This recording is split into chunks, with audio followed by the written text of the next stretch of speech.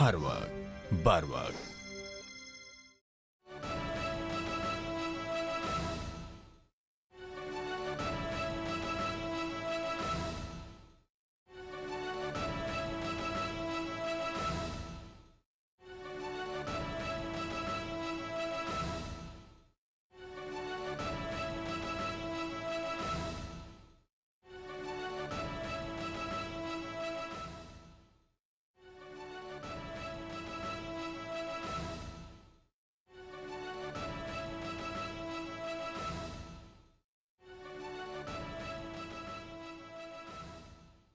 میں وفاقی وزیر عطا اللہ تارڑ صاحب آپ سے گزارش کروں گا کہ آپ مائک پر تشریف لائیں گے اور ہمارے ممبران سے جو ہے وہ حلف لیں گے۔ بسم اللہ الرحمن الرحیم۔ بسم اللہ الرحمن الرحیم۔ میں فرید رضا کی جسے Pakistan federal union of columnist and creators P F U C کا عہدہ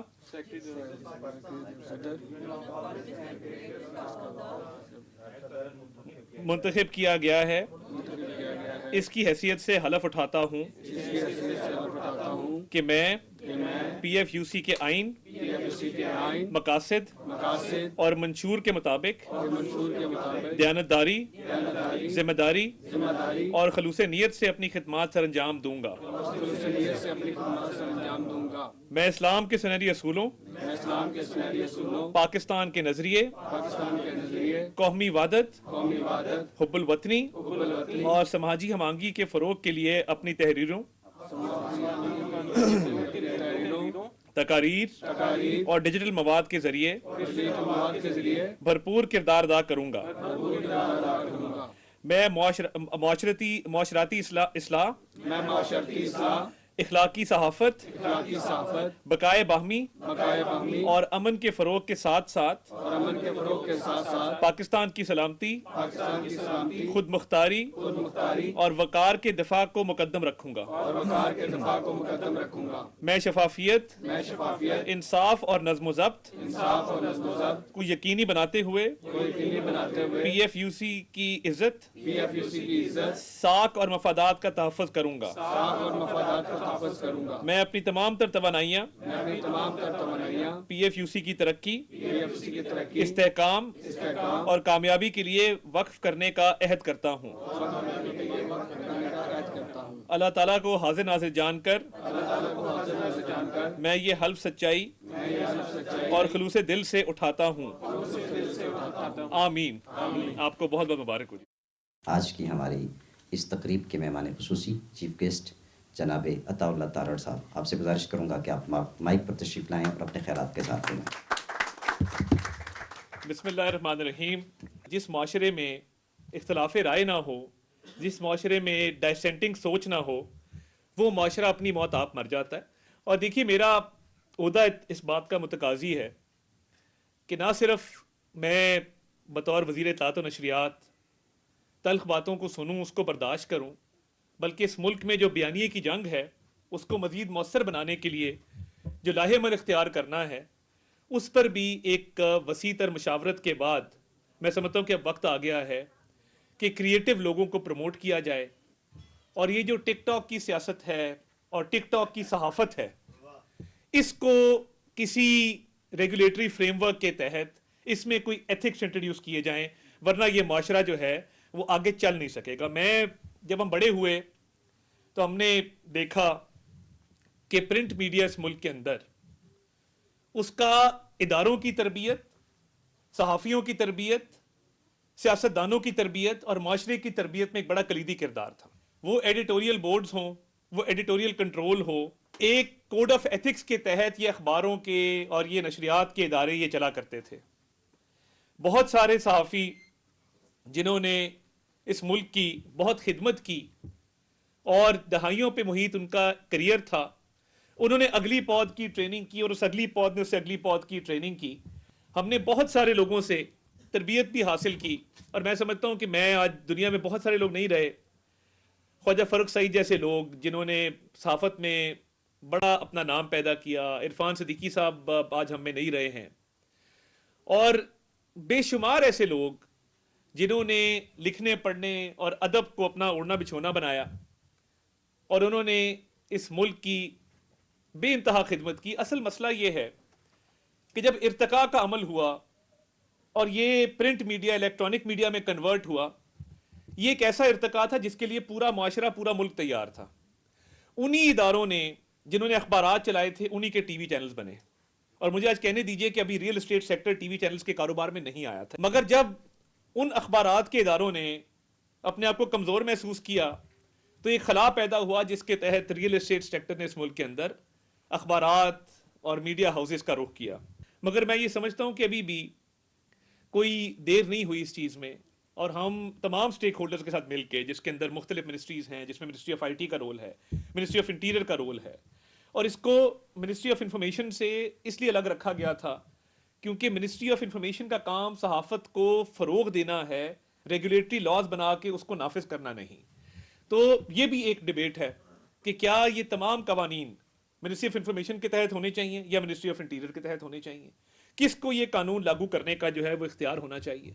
اور میں یہ سمجھتا ہوں کہ بڑا روم ہے ڈائسینٹ کا, اختلاف رائے کا اس ملک کے اندر, کیونکہ میں بطور ایک پولیٹیکل ایکٹیوسٹ کے, ہم نے اسٹوڈنٹ پالیٹکس بھی کی, ہم نے عملی سیاست بھی دیکھی, میں لائر بن کے بھی دیکھا, بیوروکریٹ بن کے بھی دیکھا, میں تمام ان مراحل سے گزرا جو کسی بھی سیاستدان کے لیے اس ملک کے اندر ضروری ہوتے ہیں.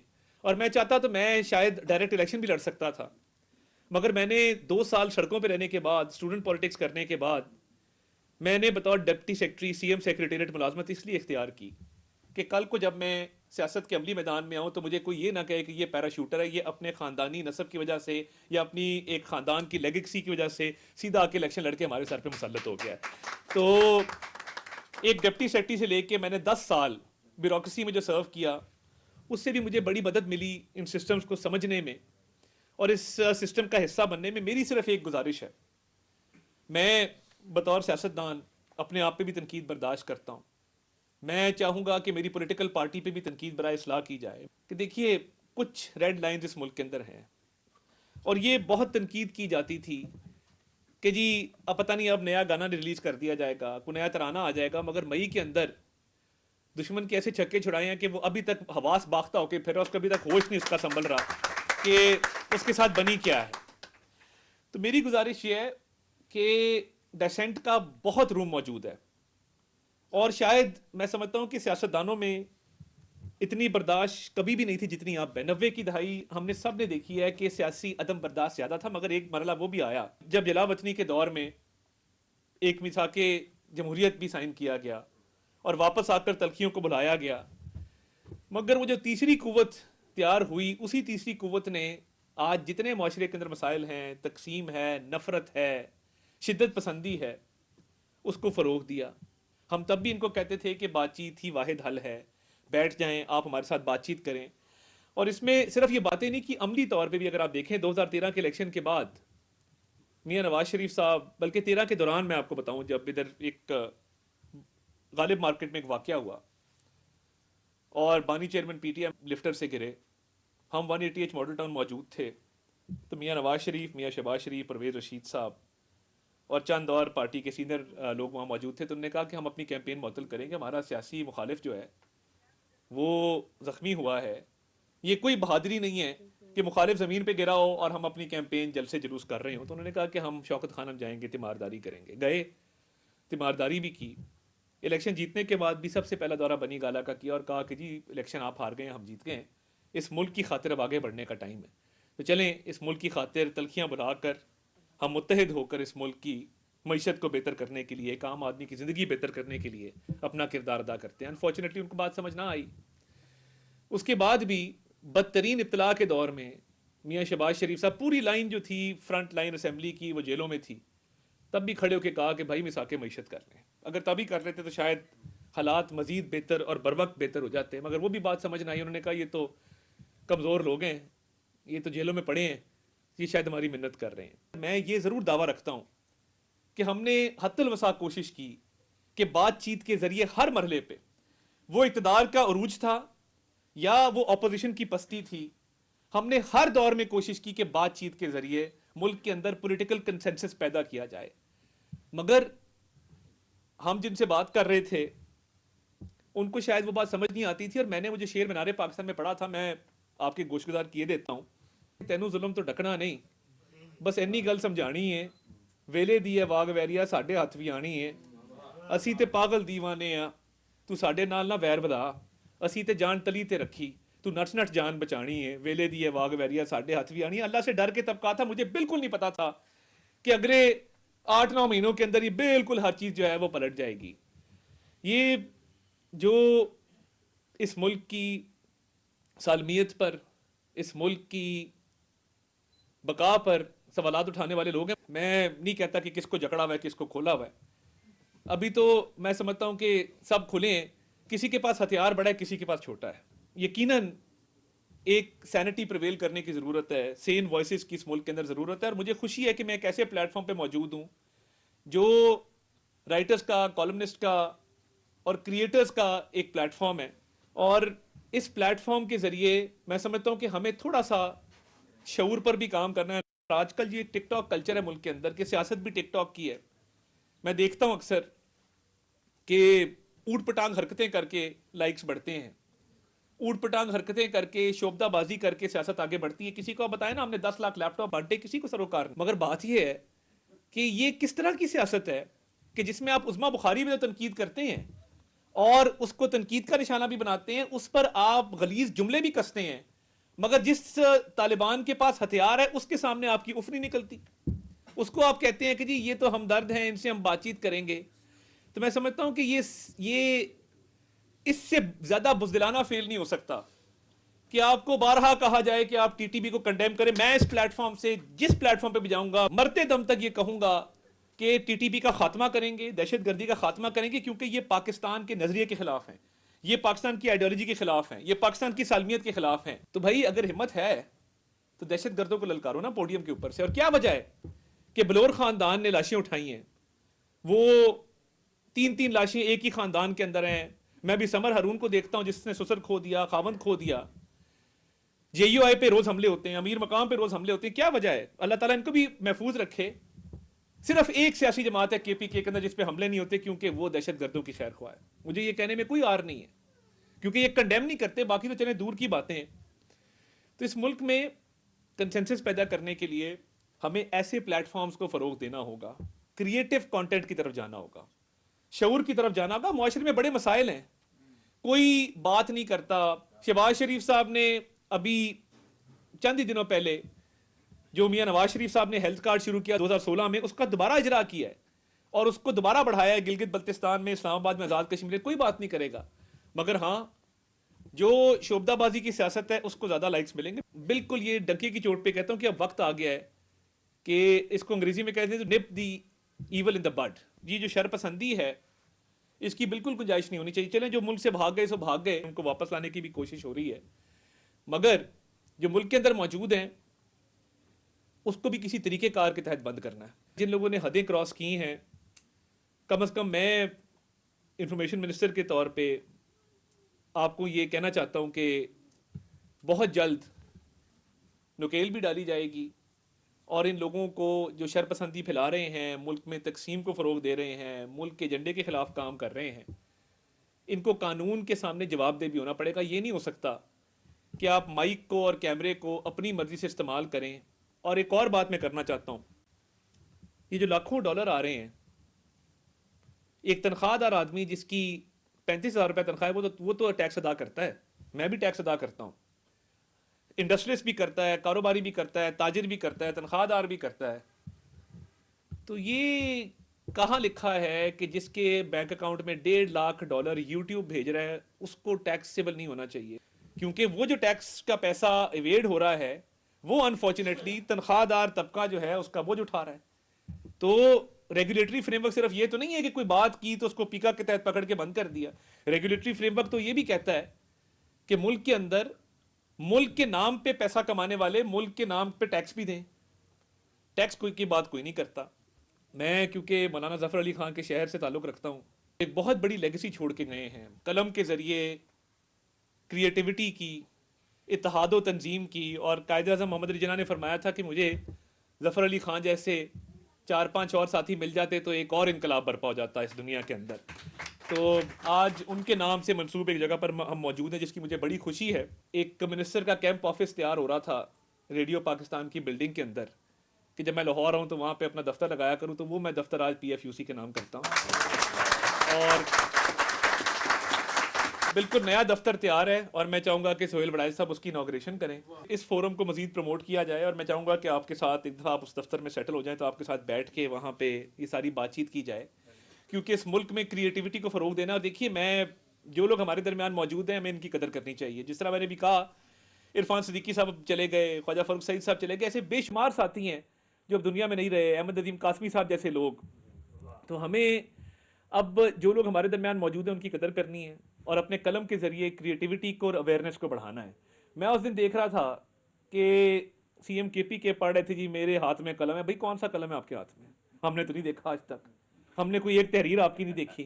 شرم آنی چاہیے بھیا. آپ کو کون سا قلم ہے, کون سی آپ کی ادبی تاریخ ہے, آپ نے کیا کیا ہے, آپ نے کوئی ریسرچ ورک کی, ایک پیپر ہی پبلش کیا ہو. مگر یہ جو میں شعبدہ بازی کہتا ہوں نا کہ ایک آدھا شعر پڑھ دیا, میں عشق فلاں میں مارا جاؤں گا, میرے ہاتھ میں قلم ہے. قلم عرفان صدیقی کے ہاتھ میں اچھا لگا تھا جب اس کو ہتھکڑی لگی ہوئی تھی عدالت کے اندر, کیونکہ اس قلم سے اس نے شعور پھیلایا تھا, اس نے مذمت کی تھی, اس نے غلط کام کو غلط کہا تھا, صحیح کام کو صحیح کہا تھا. اس لیے آج ان کے دنیا کے جانے کے بعد بھی اس پوڈیم سے ہم ان کی بات کر رہے ہیں, کیونکہ وہ اپنے قلم کے ذریعے, اپنی تحریروں کے ذریعے ہمارے درمیان زندہ ہے. میں یہ بھی چاہتا ہوں آپ سارے لوگ ڈیجیٹل پلیٹ فارم سے موجود ہیں, کیا ہی اچھا ہو کہ اسی یونین سے ایک ڈیجیٹل یونین بھی نکلے. اس کا بھی وقت آ گیا ہے, کیونکہ ابھی ملک کے اندر پچھلے دنوں مجھے بڑا دکھ ہوا. دیکھیے, اخبارات کے لیے ITNE موجود ہے, PID موجود ہے, 100 طرح کے ادارے ہیں جہاں آپ جا کے اپلائی کر دیتے ہیں. الیکٹرانک کے لیے پیمرا موجود ہے, ہائی کورٹس موجود ہیں. ڈیجیٹل پلیٹ فارم اور ڈیجیٹل جرنلسٹ کا کوئی پروٹیکشن کا میکنزم فی الحال موجود نہیں, جس کا فقدان ہے. خدا نے آج تک اس قوم کی حالت نہیں بدلی, نہ ہو جس کو خیال آپ اپنی حالت کے بدلنے کا. میرے سے پہلے ایک حکومت میں ایک وزیر موصوف تھے, وہ پہلی میٹنگ میں گئے CPNE کے پاس, انہوں نے کہا آپ لوگ کون ہیں, آپ کا کیا کردار ہے؟ یہ میڈیا, یہ اس کے علاوہ اور کچھ بھی نہیں ہے. اور اسی دور میں الیکٹرانک TV چینلز کے ریٹس کم کیے گئے, سرکاری ریٹس جس کا 3.5 لاکھ تھا 1.5 لاکھ کر دیا گیا. اخبارات کی ریٹس کم کیے گئے, نیا ویج بورڈ نہیں کیا گیا. اسی دور میں یہ ساری خرافات کو جو ہے وہ فروغ دیا گیا. ہم نے آتے ہی PBA, APNS, CPNE کو کہا کہ ہم آپ کے آج کے بعد نمائندے ہیں, آپ کی لڑائی ہر جگہ لڑیں گے, صحافیوں کی لڑائی ہر جگہ لڑیں گے. میرے ہوتے ہوئے کوئی میڈیا کا ادارہ فائنینشلی طور پہ مشکل کا شکار نہیں. آپ کو مالکان جو مرضی کہتے رہیں, میں دعوے سے آپ کو کہتا ہوں, میں نے پہلے ایک ہفتے کے اندر 1.5 ارب کی پچھلی پینڈنگز کی. آتے یہ پہلا ہفتہ تھا میرا وزارت کا, مگر ہم نے ایک بات ان سب کو کہی ہے, وہ APNS ہو یا PBA ہو, کہ خدا را جب آپ کو پیمنٹ آتی ہے اس کو مشروط رکھیں اپنے جرنلسٹ, اپنے رپورٹر, اپنے ورکر کی تنخواہ کے. تو میں لاسٹ ٹائم میں نے یہ اپنے ایک لیڈر کے لیے شعر پڑھا تھا, اور یہ میں شعر آج سہیل بڑائچ صاحب کی نظر کر کے اجازت چاہوں گا. کب یاروں کو تسلیم نہیں, کب کوئی عدو انکاری ہے, اس کوئے طلب میں ہم نے بھی دل نظر کیا جاں واری ہے. جب ساز سلاسل بجتے تھے ہم اپنے لہو میں سجتے تھے, وہ رسم ابھی تک باقی ہے, وہ ریت ابھی تک جاری ہے. اور پھر ہے کہ کچھ اہل ستم کچھ اہل حشم میں خانہ گرانے آئے تھے, دہلیز کو چوم کے چھوڑ دیا, دیکھا کہ یہ پتھر بھاری ہے. زخموں سے بدن گلزار سہی پر ان کے شکستہ تیر گنو, خود ترکش والے کہہ دیں گے یہ بازی کس نے ہاری ہے. اور کس زوم میں تھے دشمن اپنے, شاید یہ انہیں معلوم نہ تھا کہ یہ خاک وطن ہے جان اپنی, اور جان تو سب کو پیاری ہے. پاکستان زندہ باد. وفاقی وزیر اطلاعات و نشریات Atta Ullah Tarar Pakistan federal union of columnist اور کریٹرز کی تقریب حلف برداری سے خطاب کر رہے تھے.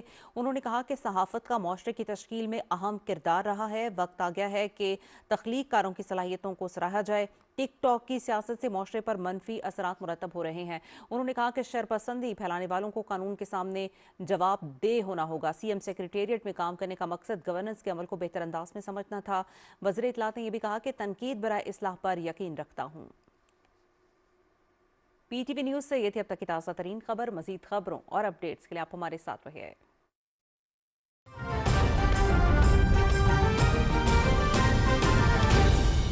درست ہر وقت بر وقت.